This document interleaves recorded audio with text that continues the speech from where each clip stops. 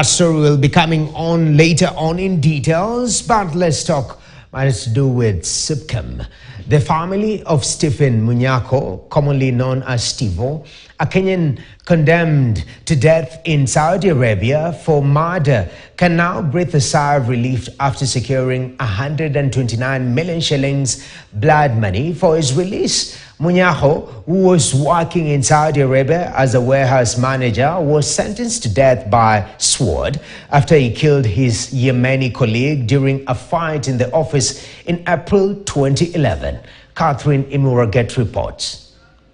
Stephen Munyako, now 51 years, left Kenya in his early 20s to work in Saudi Arabia, seeking better economic prospects. However, his journey took a tragic turn in 2011 after being involved in a fight with a Yemen colleague, Abdul Halim Mujahid, at his office on April 9th, 2011. Saleh, who was stabbed in the left thigh and thumb, walked himself to a hospital where he later succumbed to injuries. Following this, Munyako was sentenced to death by sword. Initially, Munyako was sentenced to 5 years. Later on, a Saudi Arabian court convicted Munyako of manslaughter in October 2011, a sentence that was overturned by a Sharia court, which enhanced it to murder in June 2014. His mother, Dorothy Kweyu, a veteran journalist, fought tirelessly appealing to the Kenyan government, human rights organizations. You are talking of 400 million Kenya shillings. It's not the money I'll see in my life. I'm 73. I don't think I'm going to see that money anytime, any soon, especially in my profession. The execution date was initially set for May 13th, but after a reported diplomatic engagement by government officials, it was postponed. After negotiations in 2019, the Yemen family agreed to blood money amounting to 10 million riyals, equivalent to 352.2 million. Further negotiations reduced the amount to 3.5 million riyals last November. For his family, this ruling marked the beginning of an agonizing struggle to save him.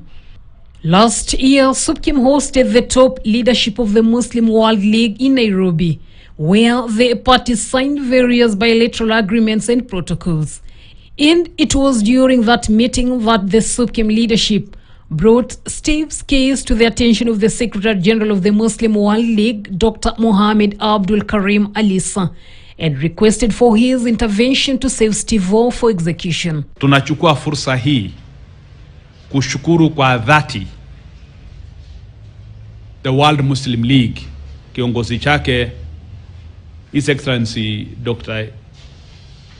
Mohammed Abdul Karim Al-Isa,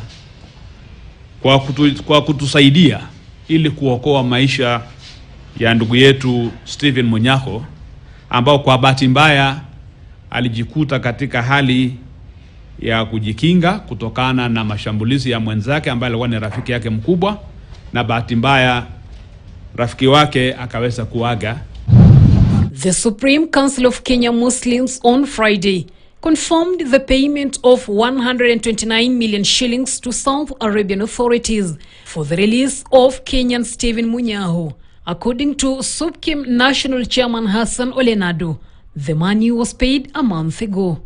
The relief is overwhelming for Munyako's family. After 13 years of agonizing uncertainty, they can finally dream of embracing their son once more. Alhamdulillahi Rabbil Alameen. Catherine Imuraget, KTN, Nairobi.